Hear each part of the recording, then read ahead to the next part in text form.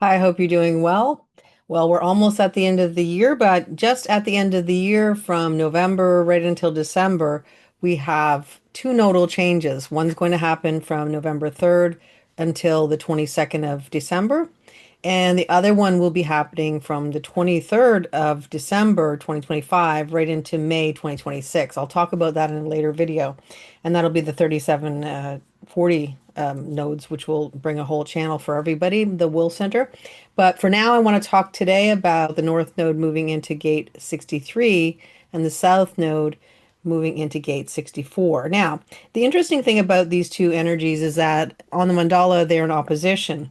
So you think about them in opposition, which means that in some way they're mirroring each other. And in a lot of ways they are, because one is Gate 63 is connected to logical energy, again, and Gate 64 is connected to abstract energy. So we think about how things might work out, make patterns, programs, things like that, and then put it out into the real world. And what we get is experiential energy, which basically anything can go right or the way you expect it or the way you don't expect it. And that's kind of the nature of logic and abstract. When we get to this particular nodal configuration, it is interesting because there are only three gates in the head center, and there are 63, 64, and 61. And two of them will be activated. Now, keep in mind that this is only fuel and it isn't clarity. It isn't awareness. And so we could have a lot of pressure to figure things out, to find answers to the things that are most pressing in our lives, and to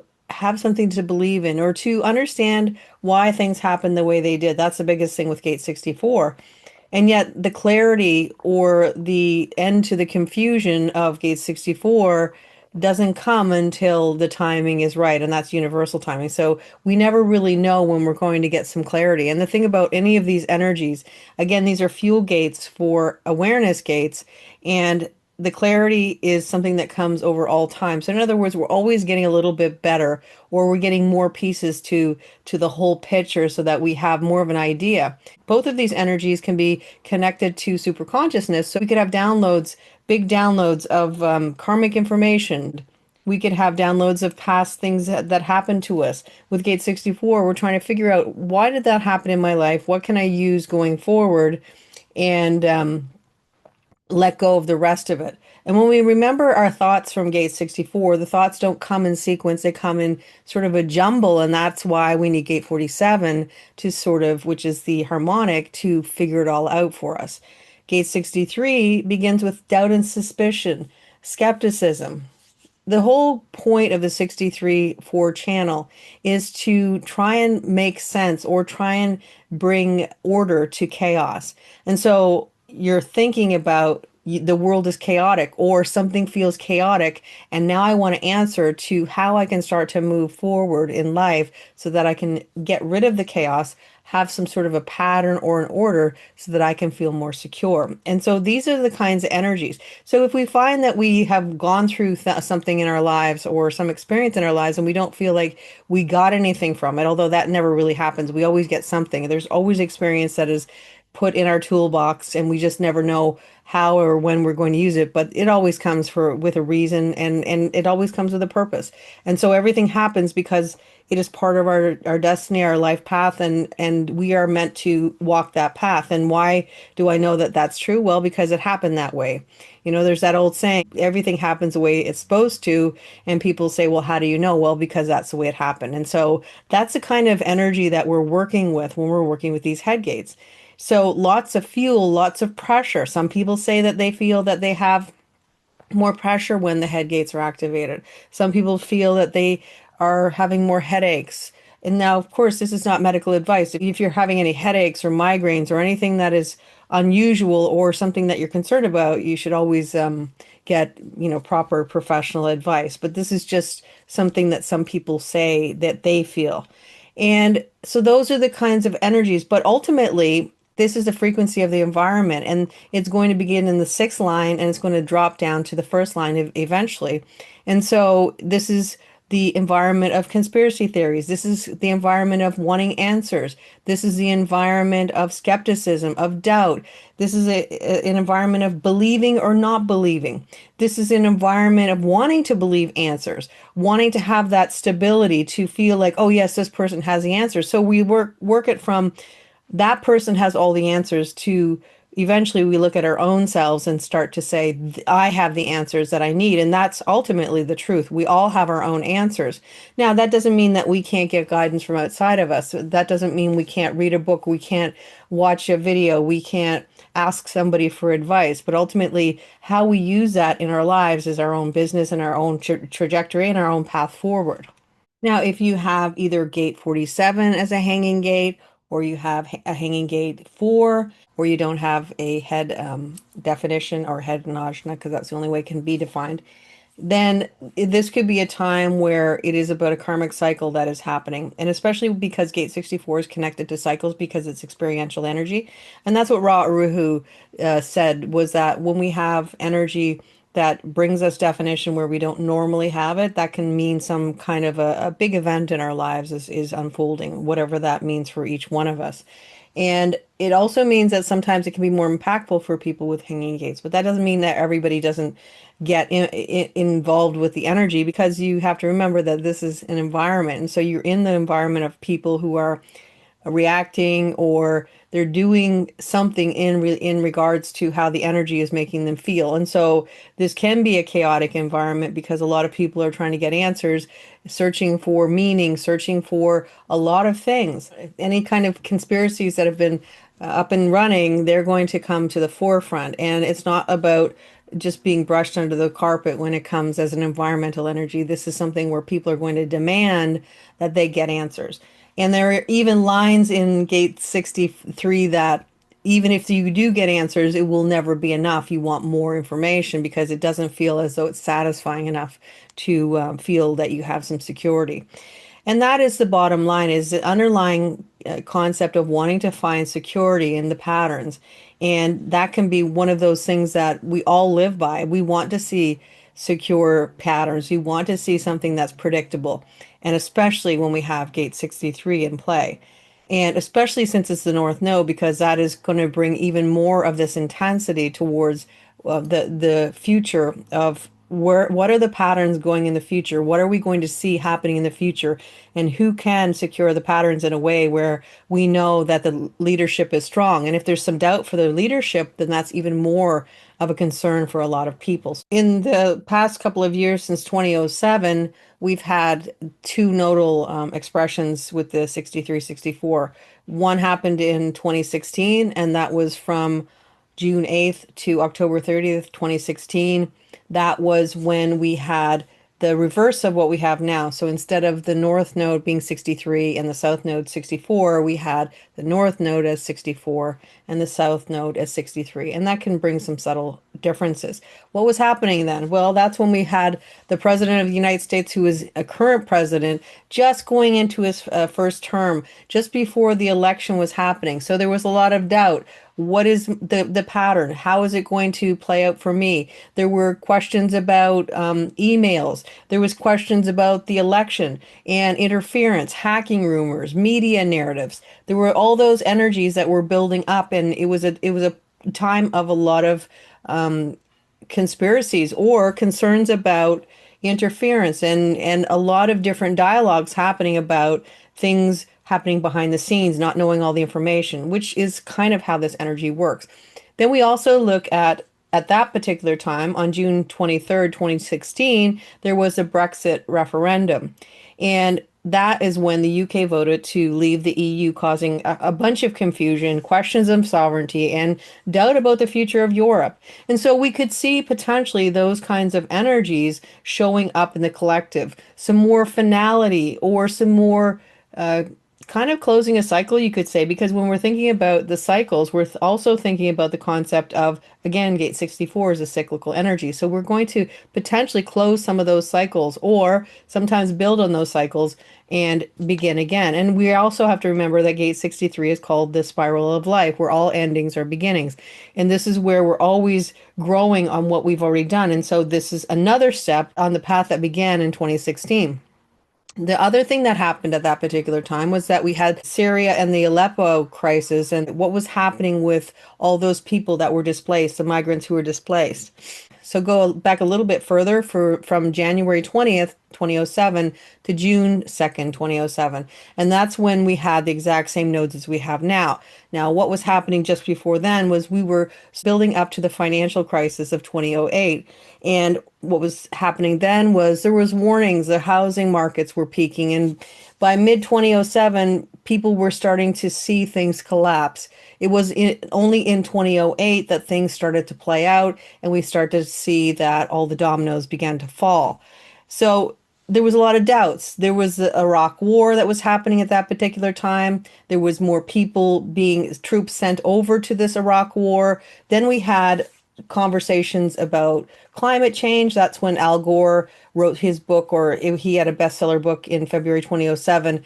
It was The Inconvenient Truth, and it was a global debate about climate change and how that was moving forward. Then we also had back then in 2007 that the iPhone became a phenomenon. It was the first iPhone was launched at that particular time, which is actually quite interesting when you think of that happening during this particular nodal cycle. Those are the types of energetic conversations we could be seeing globally. We could see information about technology. How are we working with the technology? Because if you think about the iPhone being sort of the first of its kind, how far have we gone to be hooked on our phone 24/7? Whereas before, at that point, there was no phone other than there was no such thing as really a smartphone, anything like what the iPhone became. We also have the concept of climate change becoming more of a topic that people are talking about. So when we also look at it from the Iraq War, we're looking at sending more troops. And so we could see potentially those kinds of things happening in Europe where things are upping the stakes, where things people are starting to send more people into those energies.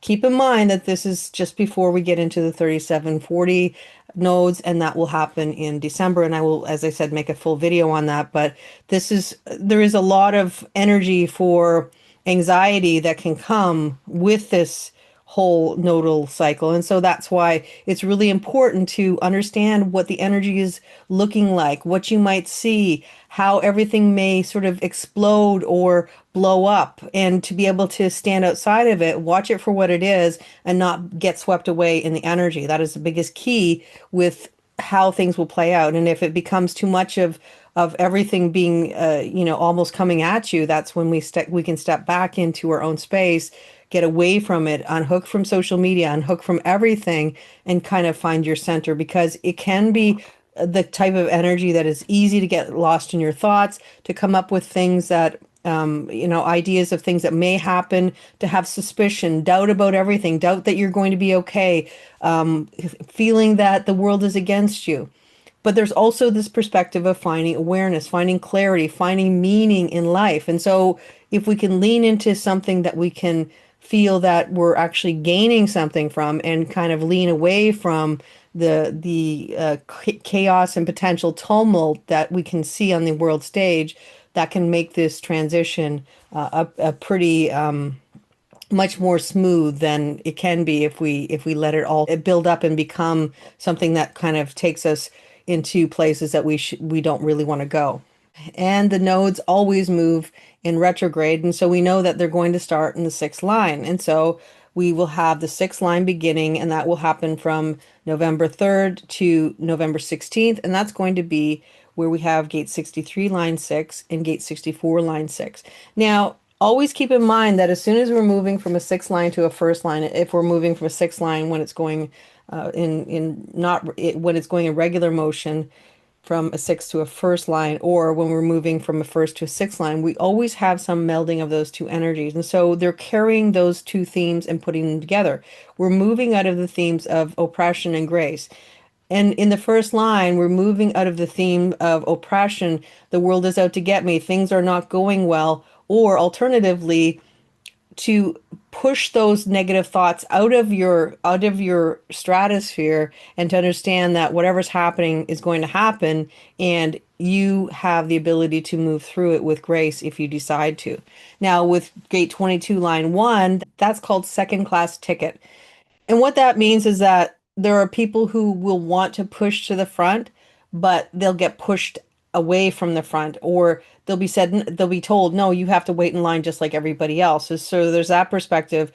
And, that's what that theme can be about. But ultimately, it is even more of a theme of, on a global perspective, we could see that there are people in places of power who are in some way trying to make other people who may be in places of power feel inferior. They're trying to push them to the back of the line, trying to make them feel as though they're not worthy, to make them feel less than. We could see that kind of energy happening. Unfortunately, that is something that can show up with this particular energy, especially when we have gate 64 line 6 called victory in play. And what that basically is saying, that there's somebody, some leader, somebody who is in a place of power, who feels that they have a victory, who feels like they have won the battle, and that they can push other people, their opponents, people who they feel like they want to get revenge on. They can push them and make them feel inferior because they've won the battle, they've won the race, they've won. But the other perspective of gate 64 line 6 is that it is not necessarily always the truth. Sometimes you think you've won, but you haven't necessarily gone to the finish line. You haven't necessarily hit the finish line. You haven't necessarily finished the race. And so there could be this overexuberance with, I have arrived, I've won, and maybe it's not necessarily as true as you think it is. The other perspective is that we have gate 63 line 6, and this is called nostalgia. And this is not just any kind of nostalgia. This is a revolutionary nostalgia, which, in other words, people are going to want to go back to the past because the past was so much better. This rose-colored glasses concept of the past was so much better, the present is no good, we need to go to the past. And so we could have this big push for people saying that we need to go back to the past. We need to do all things like we used to do. We need to oppress people who were oppressed before. We need to bring that back because that's the only way we can move forward in our lives. And that could be a collective energy, especially with people in power. But ultimately, we know that nostalgia is not something that is concrete. It's just building a house on a foundation of sand. It does not last because the past wasn't as good as everybody thought it was.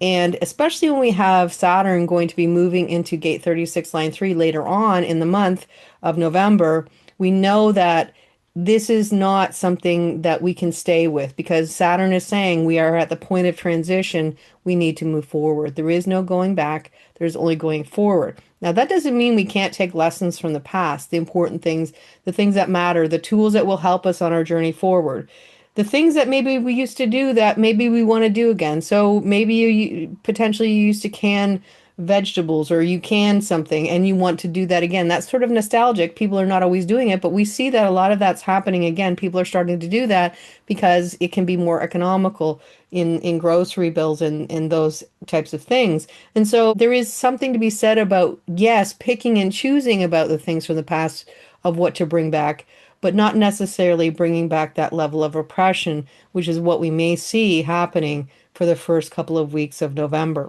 When we move to the fifth line from November 16th to the 21st, 2025, we now see the universal expression of the energy. And this is how I call it the movie style version, or how everybody imagines this energy to play out. For gate 63, it's about skepticism, it's about doubt, it's about not feeling that you have all the answers that you need. With gate 64, it is about confusion, not understanding what's going on, not understanding the path forward, not understanding why you feel so confused, and wondering if you will ever get clarity so that you can understand where you're going, what's important to remember, what's important to take forward. It also brings up a theme of skepticism as a healthy perspective, because we know that as soon as we get into logic, that skepticism or doubt or questioning patterns is very important to do, because if everybody said, oh, yes, everything is great, let's just move forward, nothing is a mistake, never call out a mistake, never think that anything isn't right, well, that's when we can get to the point where there are mistakes that are overlooked and they can cause a lot of issues in the future. And so, healthy skepticism is 100% something that we're going to encourage at all points. But when healthy skepticism becomes something that is overwhelming, constant doubts, being lost in your thoughts about all the things that could happen, and conspiracies, things that are out in the world, and how it's all going to come down and play out and how it could affect our lives. Those are the types of things that could be out in the collective.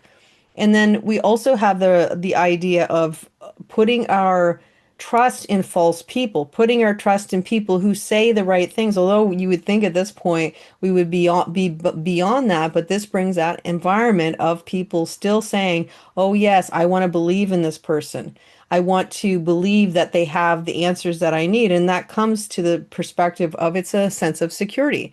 It's a sense of feeling less anxious. It's a sense of feeling that, yeah, everything's going to be all right. But when it happens that something doesn't show up the way it was advertised, then that's where there's that reckoning that comes, where you feel like, wow, I believed in that, and now I acted on that, and now I'm paying the consequences. So in other words, during this time, this is a time of projection with the fifth line. It's what you see may not necessarily be what you get, and so that's important to always be a little bit skeptical, to check for yourself, to make sure that what you're hearing, what you're seeing is all true, especially nowadays with AI all over the place. There are very few things nowadays that don't have some level of AI in them, that you're watching a video and there's something that's not true. Videos of people, and some are very easy to spot, but then they're getting better and better.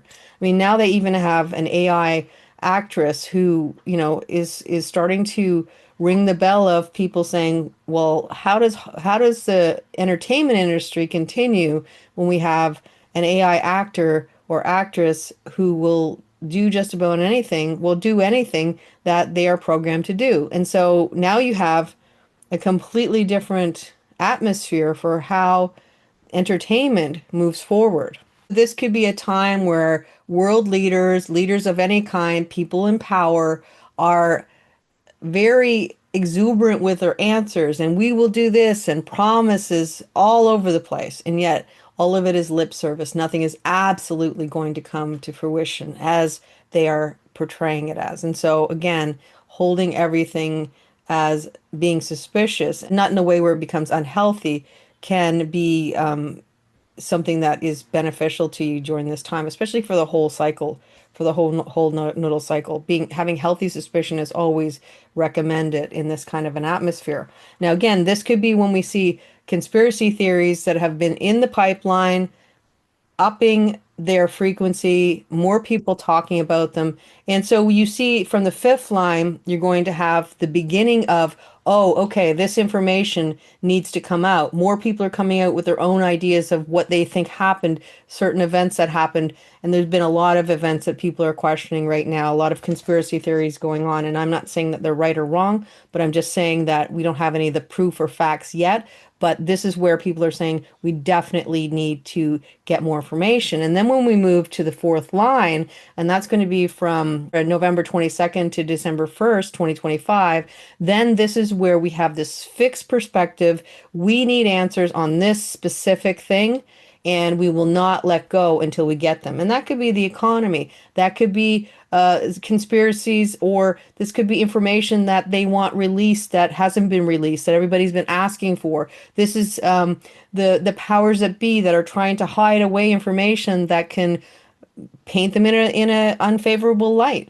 And the people are now saying, no, we need something to be shown to us. We need the information. But then when we get to the fourth line, this is a very fixed energy, very fixed idea of what they want answers on. But there's also the perspective that no matter what answers they get, it will never be enough. It's not ever going to be enough. They always need more. And that becomes a theme that we see happening as we move into the third line again. This is between December 2nd to the 7th, 2025. And this is, getting from the universal perspective, or the outside of you perspective to the personal perspective. It's kind of like on the edge. And this can be about relationships as much as anything else. This could be about how you make money. This could be material gains, again, on the global stage. And it can also be more of a localized energy. So maybe you're not watching the world as much, or maybe you weren't anyway, but this is a point where you're starting to look at more of your own environment, your own home, your own place. And this could also be a time where we get into this concept of magical thinking. And it is building on the same concept of leaders giving answers, not necessarily giving answers that are going to come to fruition. They're not going to come to be. But yet this magical thinking, because there's so much anxiety or this feeling of things not being as stable as they once were, feeling that strong energy to just believe that if you just sit back and you don't do anything, it will all work out. And yes, that does work out. That is part of how we can move through energy. Yeah, if you've done everything you can and there's nothing more that you can do, then you just have to sit back and wait for the universe to respond or wait for the world to respond. But if there are things that you can actually do in your life to move forward, to get more answers, to do what you need to do for your life and your path forward, then this is where it says magical thinking will not get you what you want. You need to do what you need to do.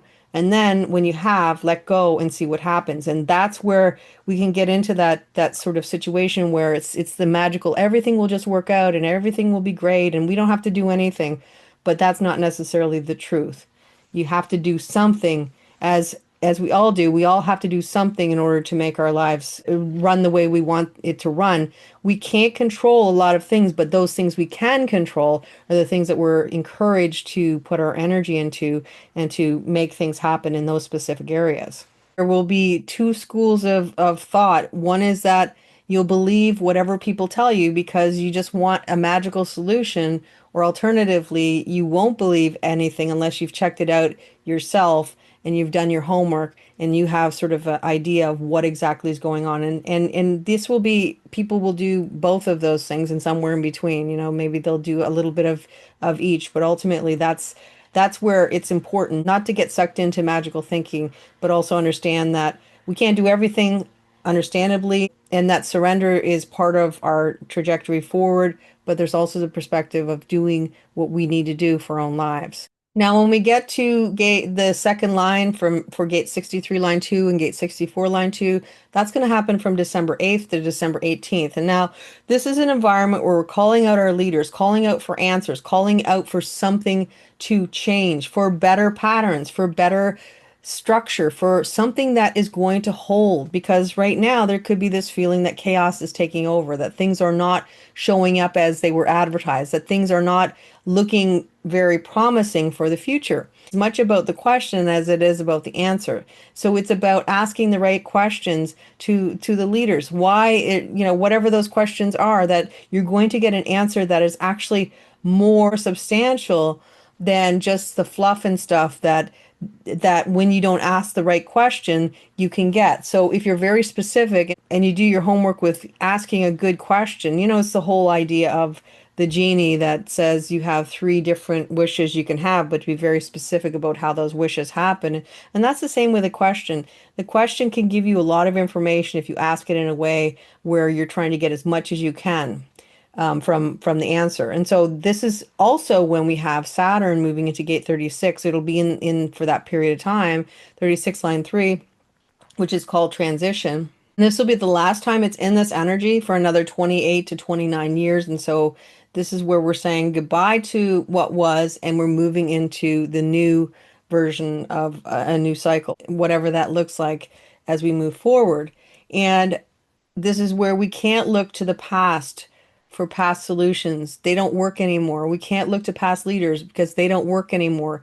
Now we're looking at a perspective of something new, something more innovative, something more cutting edge. We're looking at fresh ideas, fresh questions for a more stable path forward. We might have more confusion than clarity, but when we have the second line energy, that means we're calling out people for answers. And so people might have the answers because that is the second line. The second line is here to prepare for those moments of transition, for those moments that they see. Second line energy sees ahead of other people, sees things that other people don't know.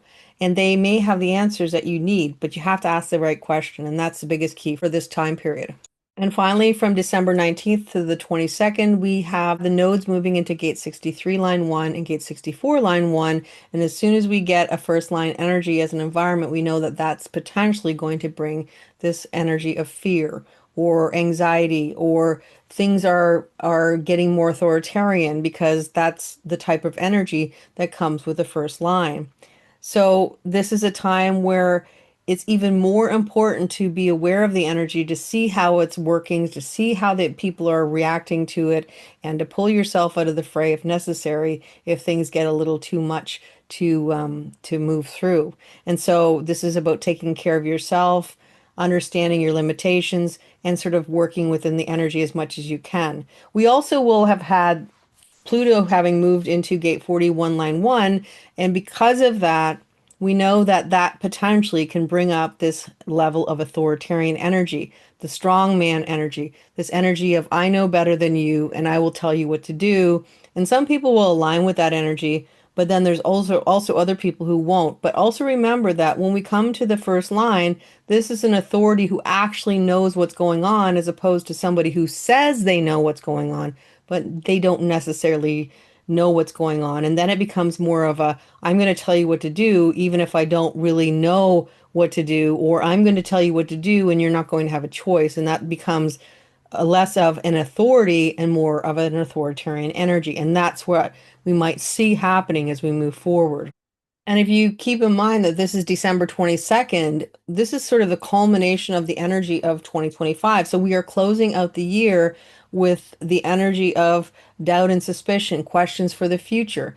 But we're also looking at having achieved what we did throughout the year and sitting with some level of reminiscence, or some level of sitting with the energy and understanding what happened in the year, and understanding where you want to go with it, what you felt was successful, what you feel you want to shift as you move into 2026.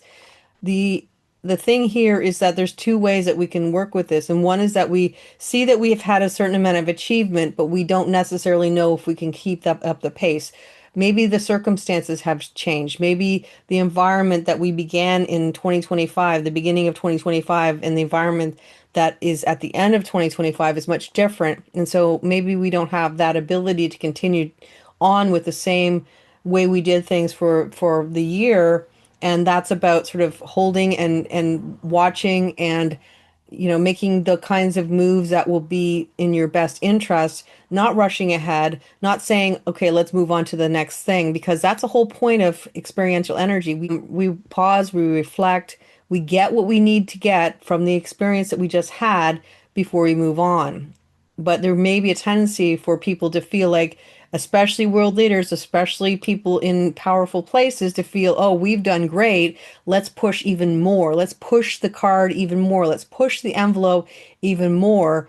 And then what happens is that's when the people get to the point where they've had enough. And that's when we move into December 23rd, 37, 6, and 40, line 6. Now, these are powerful energies that start to revolt against people who they feel are in authority, that are no longer doing what they said they would do. We could also see people in authority, again, because we're mixing those energies, people in authority rushing ahead to continue to implement changes, to continue to push the envelope as hard as they can, regardless of what people need, what people want, or how people feel about what they're doing.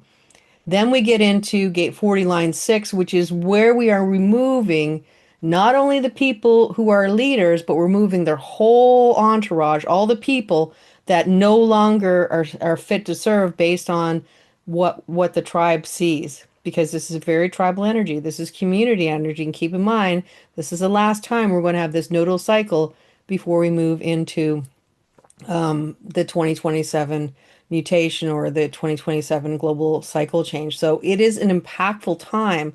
And this is where we also get to the point where there's almost like a fever pitch where things are amping up. Now, because it is for a lot of people a holiday season, there could be sort of a muting of this, but the energy is building. And so when we get into early January, then we might start to see things start to get a little bit more ratcheted up, and we'll see how that plays out. And that will move into 2026 and the energy. And of course, I will go through more of what to expect as we move into 2026. But this is a nodal cycle that you can move through with clarity if you allow yourself the time and space to sit with your energy. Let it do what it's going to do. Let it give you the answers you need to get. And if you don't get drawn into the chaos and crisis that Saturn will be bringing in the background, based on the concept of it being there until January as well. And also with Pluto in gate 41, this is initiating everything, the beginning of everything. And so a lot of things being compressed. It's like all this energy is bottled up and it continues to be bottled up. And then when we get into 2026, the bottle has to be released in some way. And we'll see how that plays out as we move into 2026. But again, I'll be back to talk about the nodes, the full spectrum of the nodes in gate 37 and 40. And I will do that as we get closer to that time frame. But with that said, I hope you have a good day. And until next time, take care and bye for now.